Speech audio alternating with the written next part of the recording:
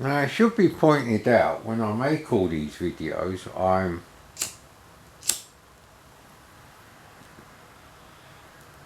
experiencing low blood sugar.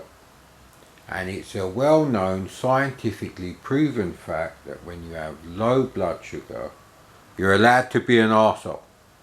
Thank you.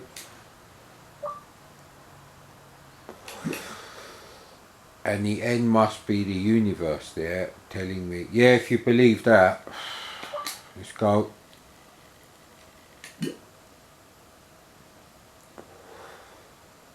So I've actually labelled some of the 8K tapes, well 99% of them, with the correct flags. So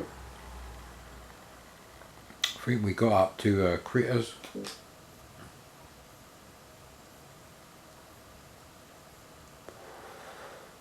Just trying to think. Yeah, we checked out eSoccer. I'm desperate to find a good football game for the VIC20.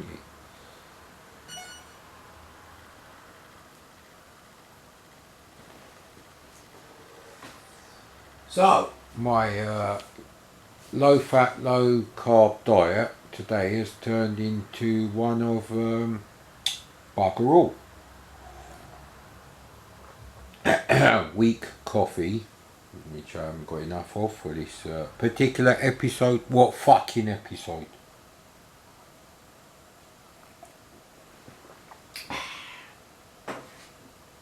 And fuck all else, actually.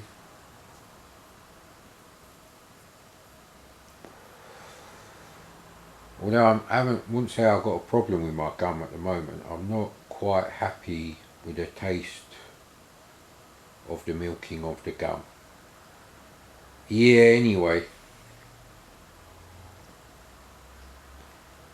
So it's all quiet now, unlike before. All sorts of stuff was going on there. See, cats' mini sleep time now. Around this time they'll sleep for about three, maybe 4 hours. There's a big age range. Some of the cats are 3.5 years old. One of the cats is 7.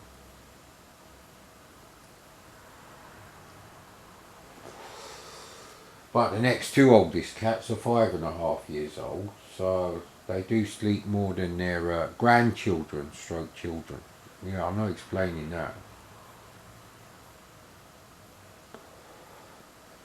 So anyway, Syntax Software did actually do some games for the C64, I believe. I'm not sure. But I seem to have a memory of some Petsky rubbish. But this is released by Rabbit Software.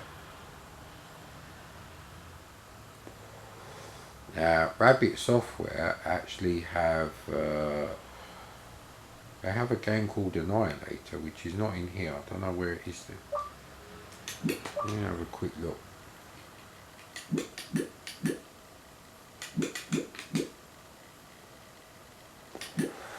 No, it's not there.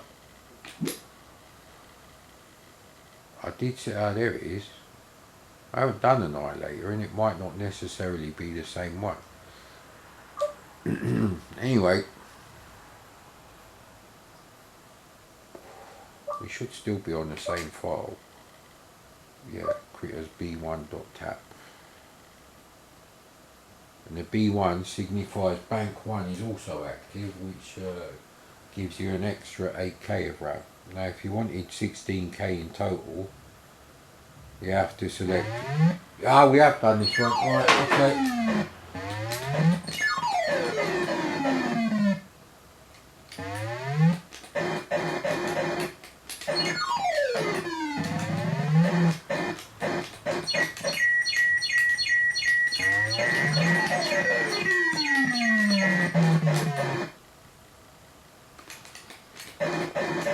Why didn't that one pick one up? So technically this is actually not bad because it's smooth movement. Unlike Interceptor Software's unexpanded game. knockoff of Galaxian. So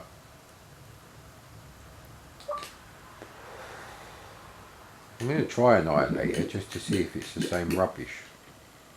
And it shouldn't matter because there's no flags on it. So, hey, what? No, bollocks. Smoking and using this interface is not going to happen, mate. Why don't they use these two buttons at the top, these little ones here, instead of all four tiny little fucking buttons on the bottom? Why? Because retro games are fucking clueless, mate, and they do a slapdash job of, you know, finishing off the work they start.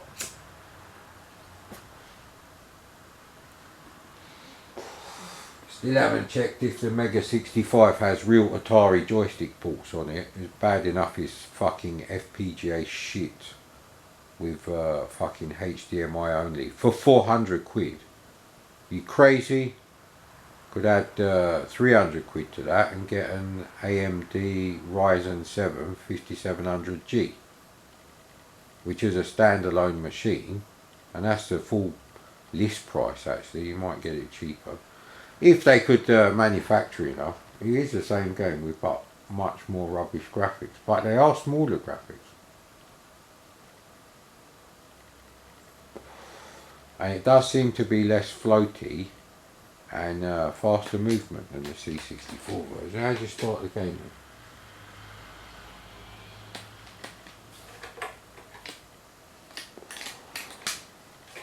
One for one player. Run stop to start the game. Nah, it's just as rubbish as the C64 version.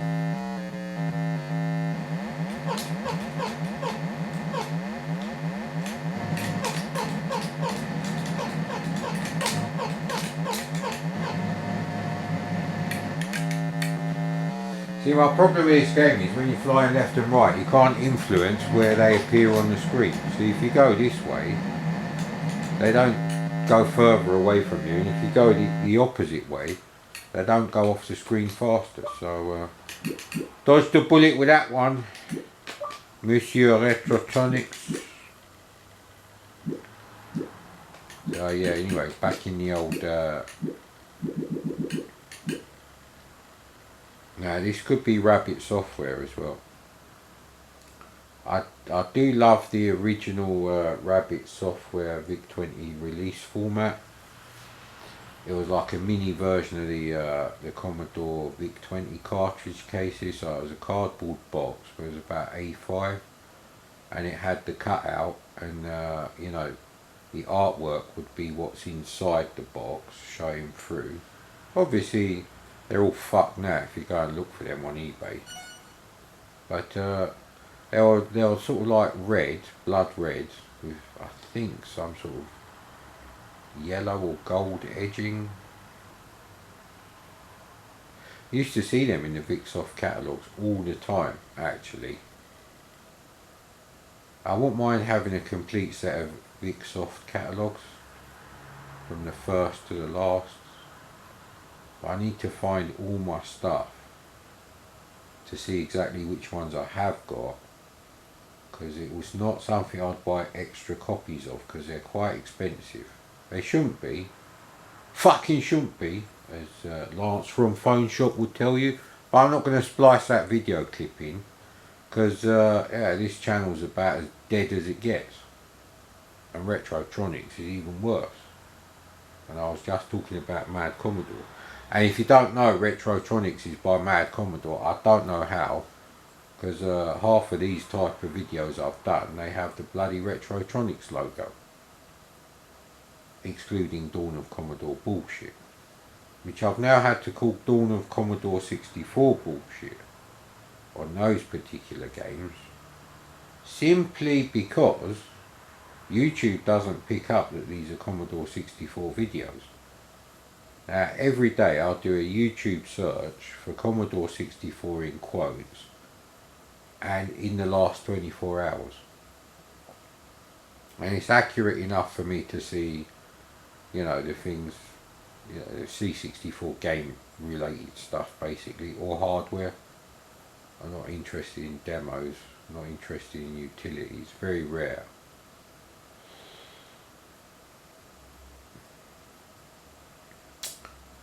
Yeah, these do take a bit of time, I must admit.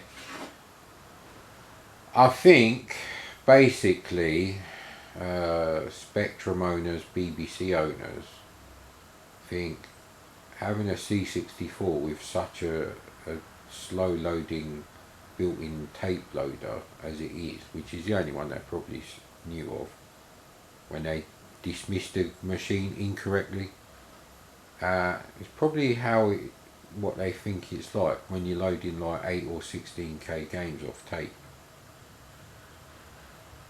The modern homebrew releases are usually released as PRGs.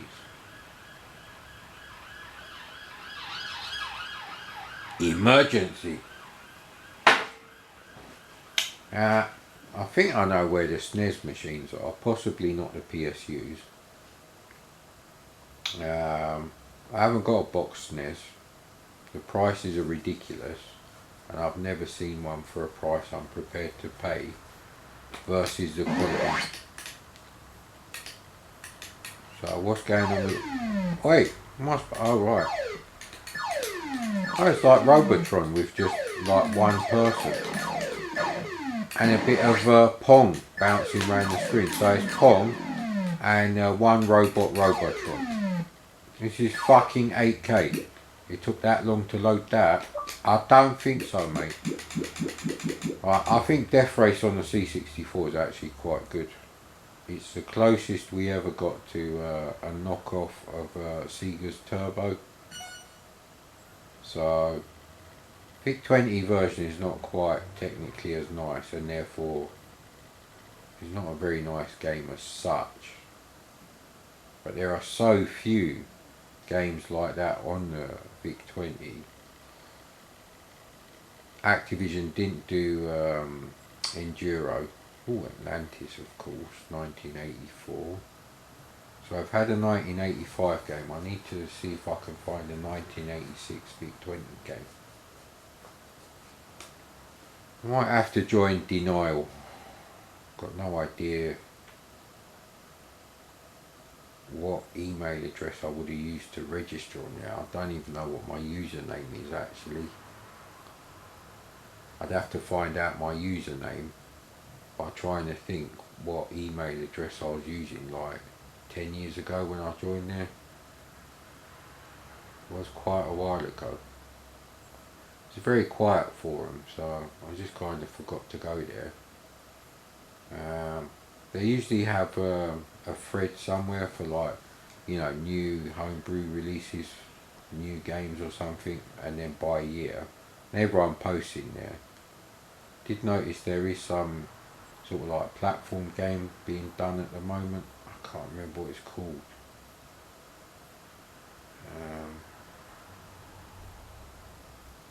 But it does look really amazing for like a VIC20 game. It does look like, wow, if you ever wondered if someone with Sean Southern levels of Amiga coding talent could do it with a VIC20,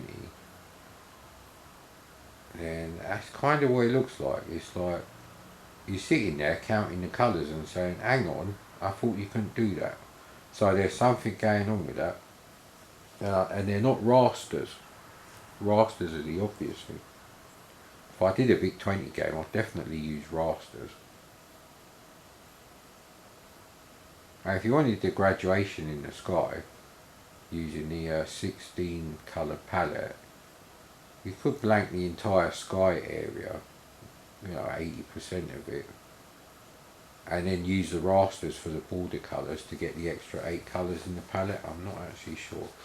And then like you could do stuff underneath.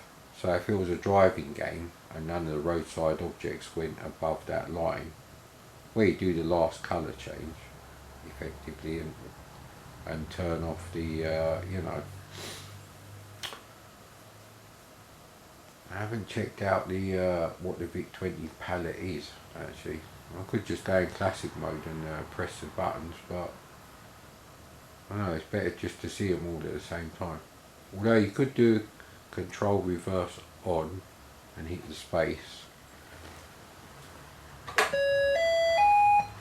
It's not brilliant. Give me a chance, mate. He's literally more jerky than Demon Driver by Pallet. It's insanely difficult because it's character based. I don't like this game, it's too difficult. The road needed to be wider because it just there's no reason to have characters for the cars. You know, character block movement. It's a shame because you can't really play the game without cheats. I don't think I've ever seen a pirate or trained version of a VIC20 game. At least you can't crash into the curb on the road. I suppose actually for the VIC20 it's not bad technically. It's just because of character based movement like this. These are like the old LED games. Like UFO by Bambino or something. Ooh, that was close. But I think back then I might have been happy with this. Although in 1984 I did get a ColecoVision and a turbo expansion. Well, I'm looking forward to playing that. On what TV? That is the problem at the moment. I've yet to find a TV remotely local, second hand, so you know, LCD TV I mean, 48-inch minimum and maximum actually. I literally want a 48-inch Sony, Panasonic or Samsung, but they have to be ones with you know, hardly any bezel around the plastic. If they've got plasma TV sized bezels around them, then they're obviously like 10, 15 fucking years old. And unless they're like 20 quid, I won't bother with them. Because you wouldn't sell one of them unless it was fucked and you knew that, I think this is by Jeff Minter. It's kind of like a graphical refresh of Andy's Attack, I believe. Yeah, what was I just talking about? No, I can't remember. This is what happens. That doesn't look promising. It's not like a loading screen is going to come on. Now, you can check to see if you've got the flags on there. And I have, there you go, Defender B1 _ B1, where it says cassette deck.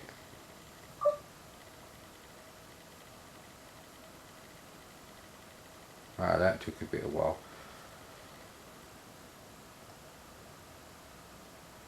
Why is the top bit not filling in? Oh, it's doing even more. Right, okay. So it's basically loading in the redefined character set directly into the memory area where it should go. Which is why they come up a bit weird. A bit like you had to spiv out with the reverse on and changing colours while pressing space.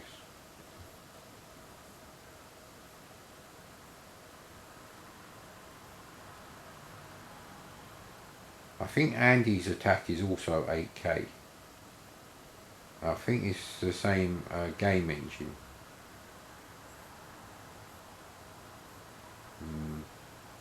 There's one game I'll never get to play by Llamasoft, and that's Llama's app on the Falcon.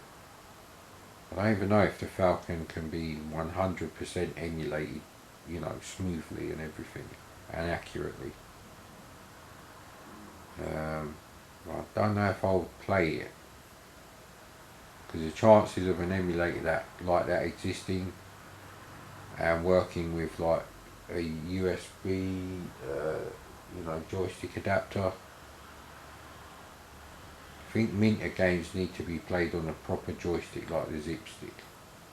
So we're a bit fucked here with this, you know, USB micro switch joystick by Retro Games. Oh no! Adamski's woken up.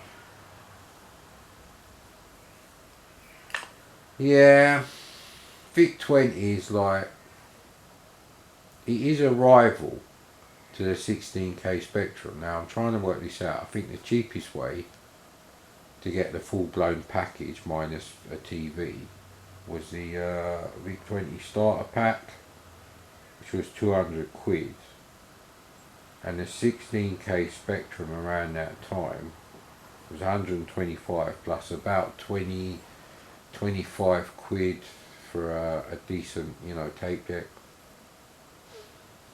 and it's probably about a tenner in the early days to get a Kempston or something joystick interface, one that would work with Atari joysticks.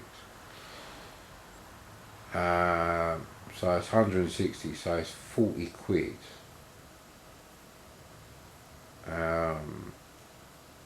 And then you have to add the cost of the 8K RAM expansion, which I'm not sure how much that would be. Was that 15 quid, 20 quid? I know the 16K I think was like 30 quid. No! Bollocks, mate. Fucking bullshit. I want to play this now.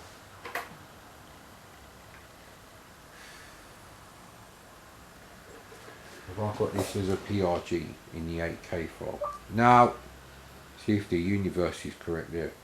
The N pops up when you press the load game button instead of the menu button.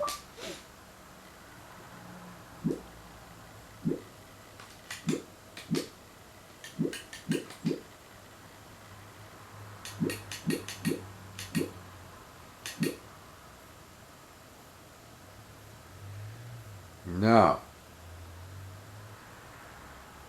Crap. Right, I want to play that, so we have to stop the video. Right, I downloaded a PRG of it, and I put in the _B1 business, so it should be good to go now. Okay, what's going on here then? It's weird for a PRG, I suppose maybe it has to decompress or something, I don't know. Oops. Ah, come on, man.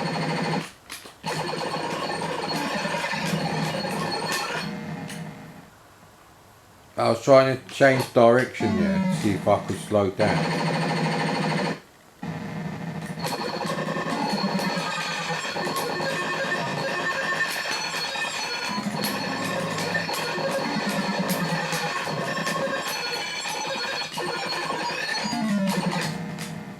Bloody hell. It's really difficult actually.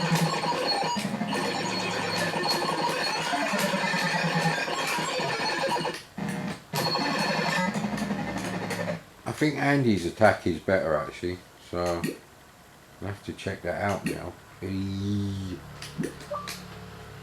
back up. There we go. I think I've tried this and it worked. Well, I haven't played Laser Zone for quite a long time actually on the old VIC20, unless I did it recently. Big gap between when I last played it on real hardware and when I first played it on an emulator. Huge gap. Decade and a half probably. I think it was like the mid-90s when I got a C64 emulator, but I didn't have a VIC20 emulator.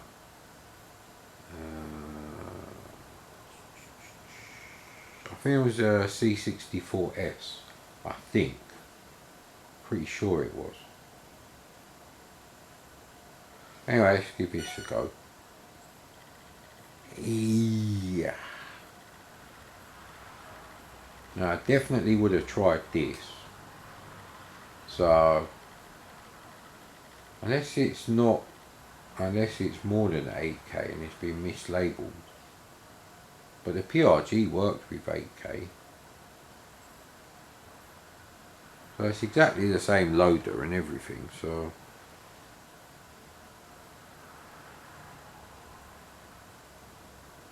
Yeah, I must admit, the last time I played Andy's attack was on Vice using the PC keyboard, cursor keys specifically.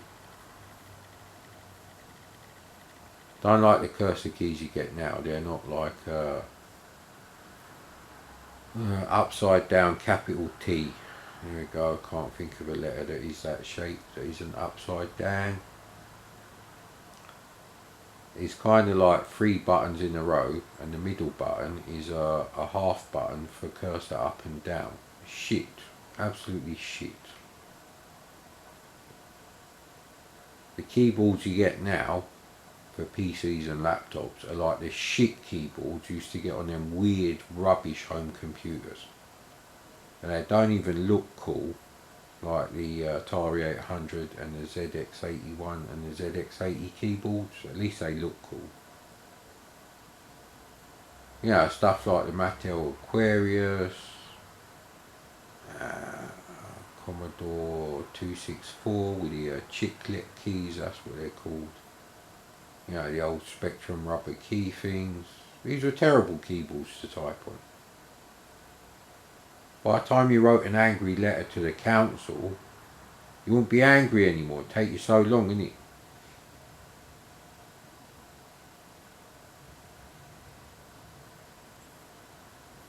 I wonder why UFO 4 is worth 1,000 points and UFO 5 200.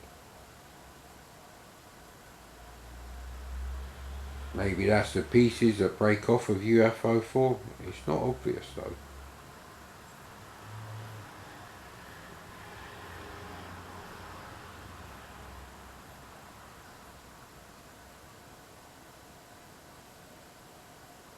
Now, of course, it could just be the C64 joystick, which is annoying me playing the game.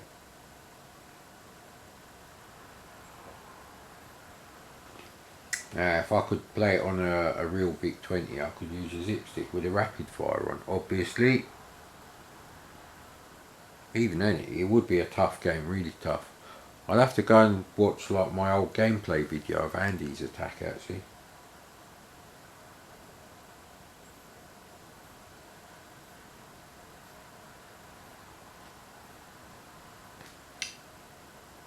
Jeff Minty always used to get pissed off at people copying his character sets. Really pissed off about that. I don't blame him actually. It must be a real, you know, pain in the arse. It is exactly the same game engine, so I don't know why I didn't like it. It is his bloody joint. The fire buttons on this thing are shit. They are the worst micro-switch fire buttons I've ever seen. Millennial quality retro games, you bastard. Maybe you go a bit slower. I think maybe that's it. Maybe you're stuck on the slow speed.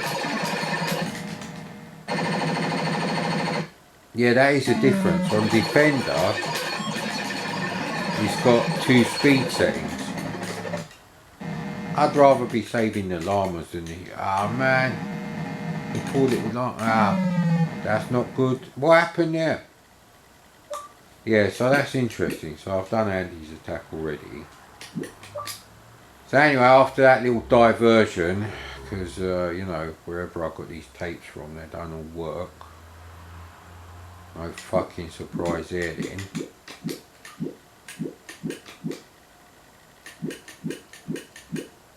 So, done that. Digger! Let's go with the old digger. Now, I know Envahi, that's actually, I think it's a Battlezone type game. It's not bad.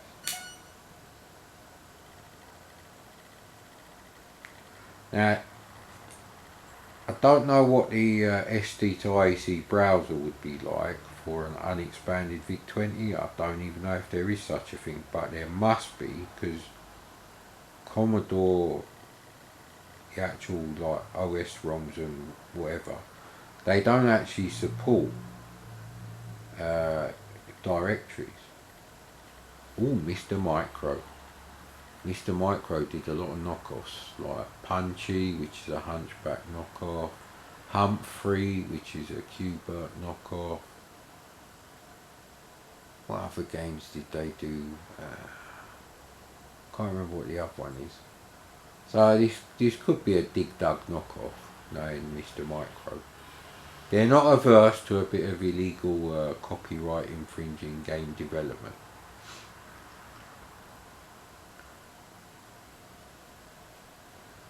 I think I've played it. Yeah, I have played Dig Dug. It's one of the cartridge games, and it's too slow.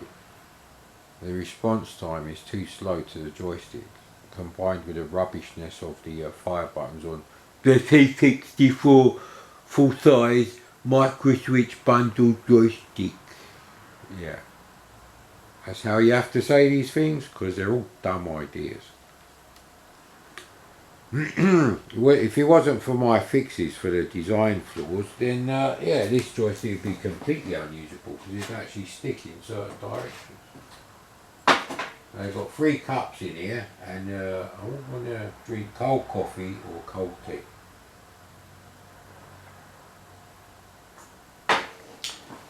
Digger written by Jeremy Bentham. Do not look up Jeremy Bentham. If you haven't watched Lost before, oh no, you'll just ruin it. So whatever you do, don't Google that shit. Where am I going without a bloody cup? Exactly. Maybe I was thinking too much about the chocolate cake with custard I want to have. But that's later, after I finish my work for the day. It's a full-time channel.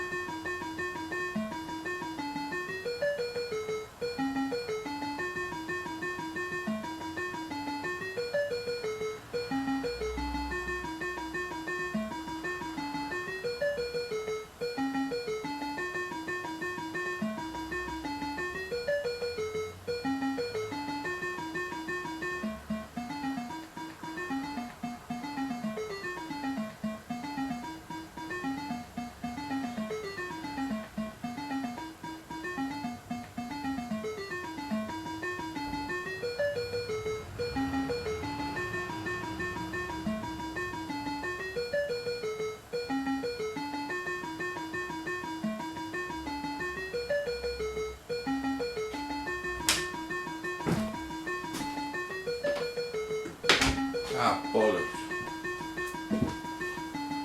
Not exactly tapper, is it?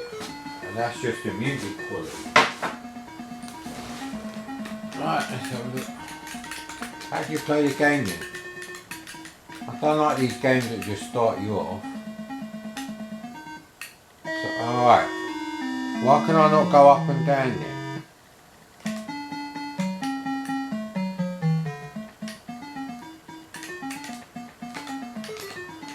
Why it does nothing?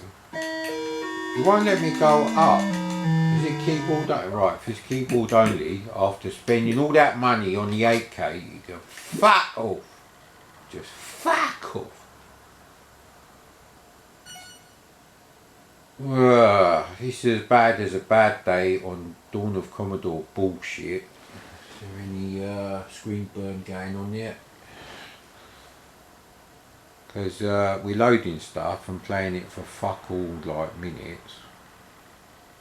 This could actually be a text adventure game. Now, I don't play text adventure games because I can write my own.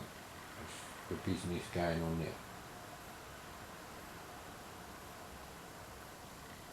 Saw a cat in the garden. Looks exactly like my cat who passed away 6 years ago. Almost to this day actually.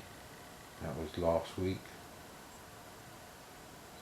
Might have mentioned it on the videos, I don't know. I was just sitting there in the overgrown VIC20 outdoor scene type quality garden I've got there. Gonna have to do something with these trees. They are getting a bit big.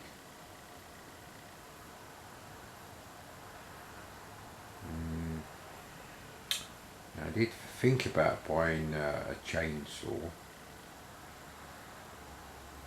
It's got nothing to do with the Patreon pricks and my hatred for them. No, actually to cut trees down. My dad has an electric chainsaw, which I thought was a bit weird.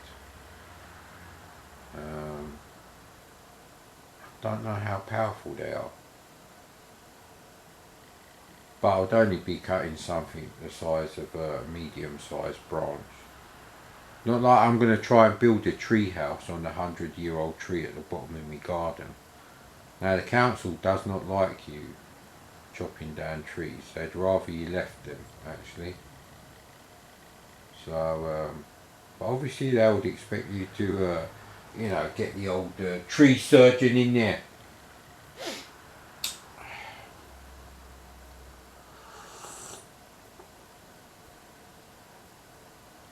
Now, if this is actually a text game, I wonder if it's based on the movie. Is it Charlton Heston who was in there? I think it is actually. Oh, I'd never watch that on the plasma unless I had nostalgia for it.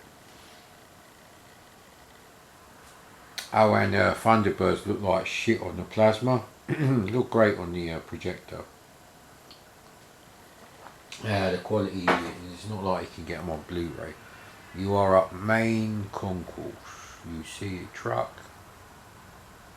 Heavy metal doors, obvious exits are east, west, north, on the side. Get in the fucking truck!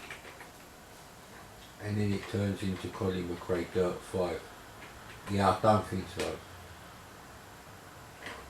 Maybe you just go to the truck.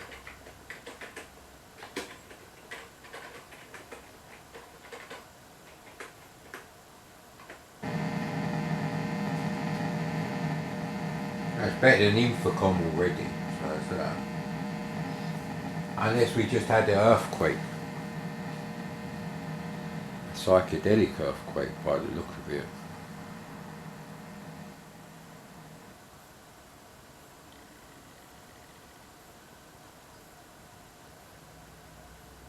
I didn't even tell you what happened. I said go truck, the truck is now overturned. Oh fuck you, open the doors. Hey.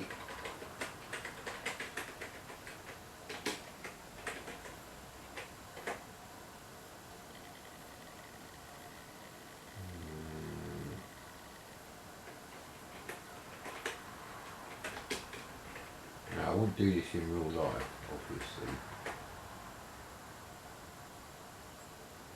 So that was its response. I typed help man and it just ignored me. Okay, let's go west.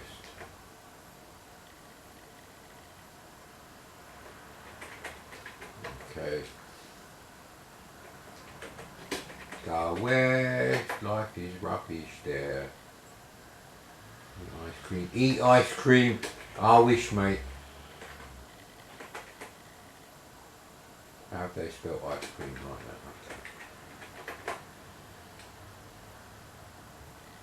Why is it showing?